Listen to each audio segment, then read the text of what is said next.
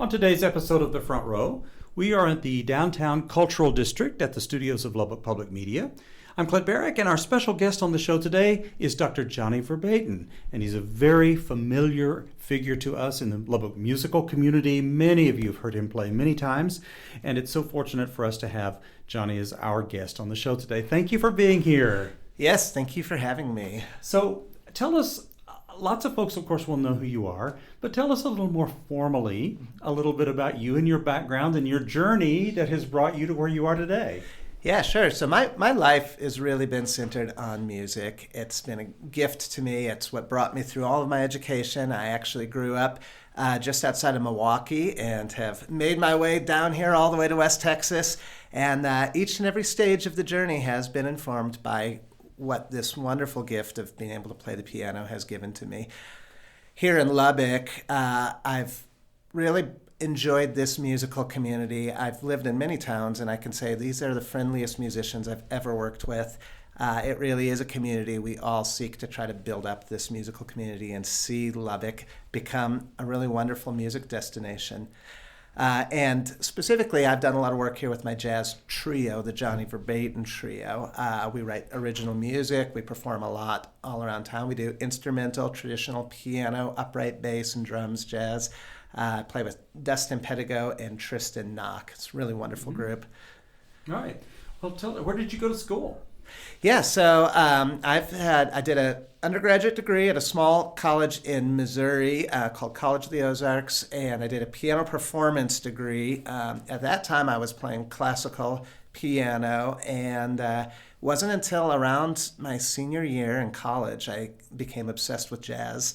And at that point, I was fortunate enough to go see a concert with Chick Corea, Christian McBride, and Steve Gadd on the drums. And it changed my life forever. And I saw that concert and I thought, that's what I want to do. And as any jazz player will understand, it became an obsession. And I've really never looked back. From there, I did a master's degree in music history at the University of Arkansas in Fayetteville. And then I came here to Lubbock to do the Fine Arts PhD in musicology. Chris Smith, who's a friend of this community, was my dissertation chair, and I completed that in 2020. Right, excellent. Well, here you are, and famous pianist here in town, and you, of course, you have your trio, but you also are very gifted in pedagogy and teaching. You're doing some teaching as well, right? Yes. So I first got into teaching many years ago, starting with private lessons. I had a studio. I absolutely loved it, and it became clear to me that getting in front of people and helping them learn about music, seeing the aha moment when the light clicks on, was such a rewarding experience for me. And so I've been fortunate enough to teach many years of college courses. Currently, I'm with the School of Music teaching music theory. I have the traditional music theory sequence with our music majors, and I'm actually doing a really fun course, which is a music theory course designed for music theater majors. Well, and that makes perfect sense. Anyone with jazz background and improvisatory skills would, of course, have a fundamental knowledge of theory and totally understand that. So I'm sure you're a great teacher. Well, thank you. I appreciate you saying that.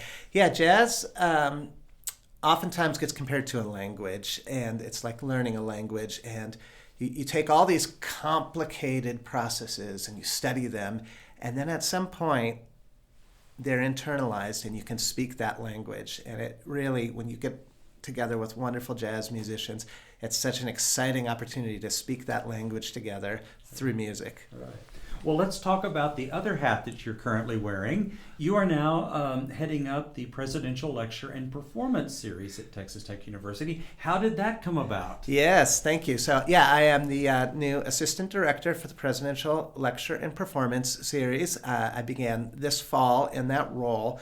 I've been friends for many years with my predecessor, Dori Bozniak. I first did work with her for the Lubbock Lights event that honored Mac Davis, and I was asked to play keyboards for that concert, and so I got to work with her there. At the time, I was also working at the Southwest Music Archive at Texas Tech, where I spent a lot of time learning about the history of West Texas music. Mm-hmm. And so with that knowledge, Each subsequent year since, Dory has consulted with me in planning the Lubbock Lights Festival. And for those who might not know, Lubbock Lights is a festival that started in 2015 to honor the musical heritage of this region. And so every year it serves as a homecoming of sorts, where we take these artists that have had commercial success elsewhere and we get to bring them back to Lubbock, Texas to perform. And it's a really wonderful, wonderful gift that the President's Office is able to give to our community. Wow. So through that relationship with Dory, she knew she was going to be moving on from this position, and she asked me if I would be interested in applying, which of course I said yes, and now here we are. Right. Well, and just to start off, you now have a great artist coming in, Bria Skonberg, yes. And you've made it not only just your thing, but you've also introduced a collaborative effort with it, with our friends in Levelland. So I'll let you parse all of that out for us. Absolutely. So Bria Skonberg is a wonderful artist. I do hope folks will come out and see her. She is a Canadian trumpet player, singer, and songwriter who now resides in New York and is very much a part of the New York scene. She's played with incredibly famous artists like John Batiste and U2, and she's a Juno Award winner, which the Junos are the Canadian equivalent to our Grammys, and so very prestigious award, very highly decorated.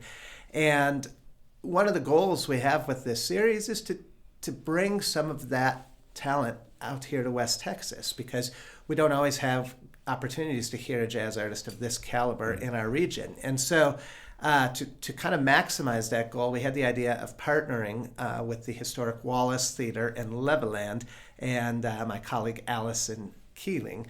And so what we're going to do is 2 nights of performances with Bria Skonberg and her incredible band, by the way. And she will be performing on November 12th at the Wallace and November 13th at the Allen Theater at Texas Tech.